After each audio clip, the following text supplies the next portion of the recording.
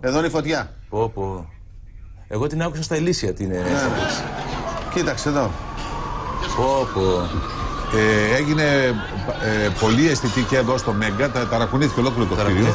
Μίνα, για λέγε, η Μίνα Καραμήτρου στο τηλέφωνο. Μίνα. Όπως είπαμε και προηγουμένως, είναι πάρα πολύ μεγάλες οι ζημιές που έχουν προκληθεί στο κτίριο του Διοικητικού Πρωτοδικείου. Το θέμα και αυτό που ψάχνουν τώρα οι πυροτεχνουργοί είναι να δουν από τι αποτελείται ο μηχανισμός. Και το κυριότερο, αυτό που ψάχνουν να βρουν είναι από τι αποτελείται η εκρηκτική ύλη. Κανένας τους δεν μπορεί αυτή τη στιγμή να αποκλείσει αν ο μηχανισμός, αν η ύλη μάλλον αποτελείται και από άνθο. Σας θυμίζω ότι είναι ένα συστατικό εκρηκτικής ύλης που έχουμε συναντήσει. Κοίταξε φωτιά, τρομερό είναι. Στις προηγούμενες εκρήξεις. Τώρα, από ό,τι μας λένε, περιμένουν και αυτοί με αγωνία να δουν ποιος θα αναλάβει την ευθύνη για αυτή την επίθεση. Το θέμα είναι ότι θυμίζει πάρα πολύ η μεθοδολογία τόσο ισχυρή, ας πούμε, έκρηξη σαν να είχαμε, σας θυμίζω, στο κτίριο της Εθνικής Ασφαλιστικής στη Συγκρού. Θυμίζει πάρα πολύ και ο τρόπος που πήραν τηλέφωνο και στο Άλτερ και στην Ελευθεροτυπία, δίνοντας χρονικό περιορισμό. Βλέπεις, είναι το μηχανάκι ανάμεσα στα δύο αυτοκίνητα, κάθετα τοποθετημένο στον δρόμο, παρκαρισμένο κανονικά. Έχει διαλύσει τα δύο αμάξια, βέβαια, δεξιά και αριστερά. Έτσι όπως ετέθη το θέμα, και αν είναι έτσι όπως τα λένε οι συνάδελφοι, ότι βάλαν την εκρηκτική ύλη στην μπαγκαζιέρα, δεν θα μπορούσε να υποπτευτεί οτιδήποτε.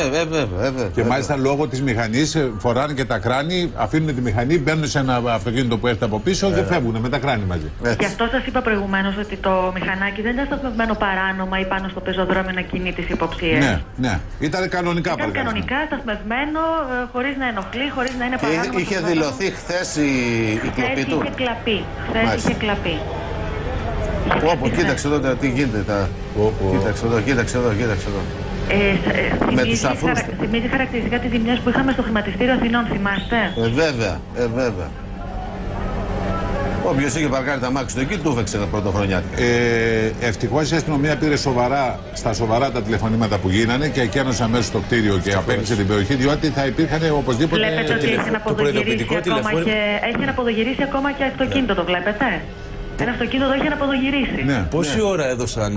Εδώ το μπροστινό πλάνο, κοίτα εδώ. Γιώργο, 40 λεπτά δώσαν. Φαντάσου τώρα για να αναποδογυρίσει. Απίστευτο. Ήταν ισχυρότατη η άξιση, δεν υπάρχει απολύτω. Εδώ τραντάχτηκε όλο το κτίριο εδώ του Μέγκα. Κοιτάξτε εδώ τι γίνεται. Μακελιό. Αυτό είναι το δικαστήριο. Ο Βελιγράδι θυμίζει. Βελιγράδι, ναι. Και λίγο από Ιράκ. Κοίταξε και λίγο από Ιράκ. Κοίτα εδώ το αμάξι, σκέψου τώρα ότι βρέθηκε ανάποδα. Είναι... βομβαρδισμένη περιοχή κανονικά. Γι' αυτό λέμε ότι η εκρηκτική ύλη δεν αποκλεί κανένας να ήταν να περιείχε και άνθο. Τι να ήταν? Γι' αυτό, λόγω από τις ζημιές, λένε οι αστυνομικοί ότι κανένας δεν μπορεί να αποκλείσει το ενδεχόμενο η εκρηκτική ύλη να αποτελείται και από άνθο.